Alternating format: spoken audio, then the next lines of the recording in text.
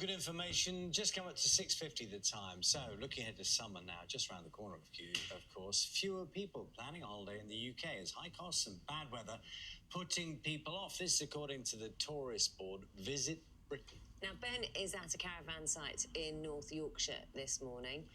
Lovely views. I mean, I tell you what, to wake up to that, to look out of your window and wake up to that on holiday, is no bad thing at all.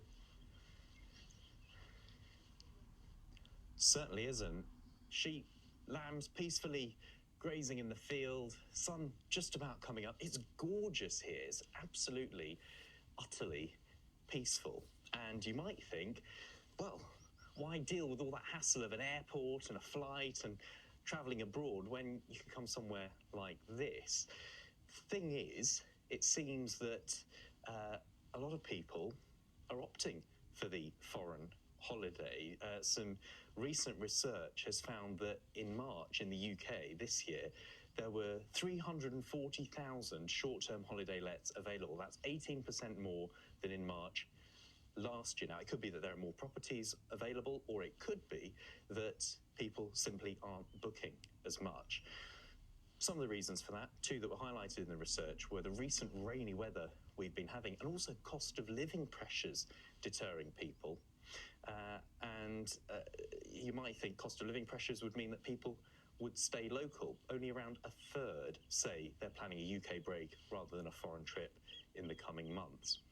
And that can sometimes be down to the fact you can get some really cheap flights, as Simon Calder explained to us as he was about to jet off for a little break in Vienna.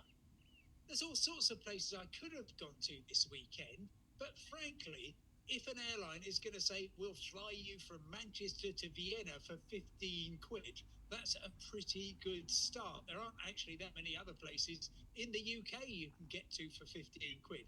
You get here, it's exotic, it's enthralling, it's surprising, it's just beautiful, and therefore, well, I'm afraid we are pretty addicted to travelling abroad, especially at silly prices.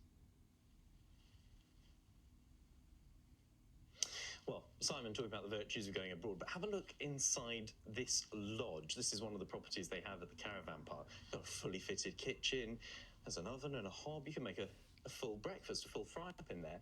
Let's speak to a couple of the people who've been here, well, for many years, on and off. 40, 50 years you've been coming? This is Brian and Angela with us. What is it that keeps you coming back? Well, it's an easy commute from Leeds. It's easy to get here, and you have a fantastic view. And we have the three peaks here as well. We have Pennygent, Whernside and Ingleborough. So, great walking area.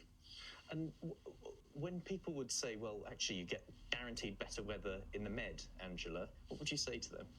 Well, I'd say it's just great to come up here because you can just relax, and you can get good days and bad days, but relaxing and taking stress away from whatever your other life has got, you could just come up. It's a lifestyle, just what we like to do, and we enjoy it.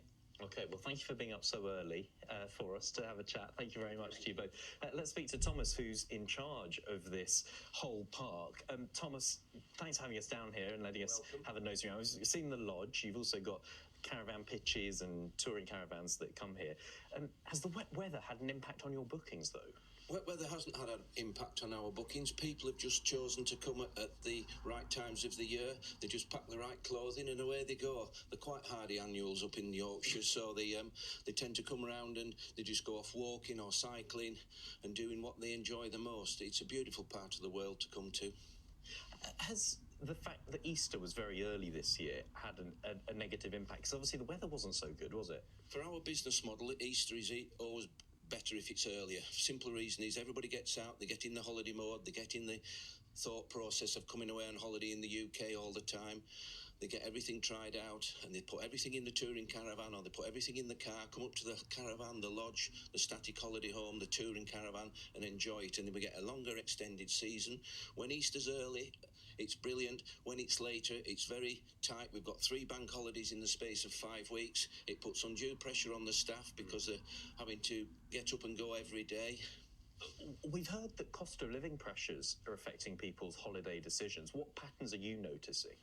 The only pattern we're noticing on the touring side is people are maybe not booking the top package. They're just tailoring their holiday or travel away or weekend experience to what they can afford. They know how much it's going to cost before they come away, and they can just pack accordingly, and they're still getting the benefits of a rural or coastal environment and enjoying it all the time.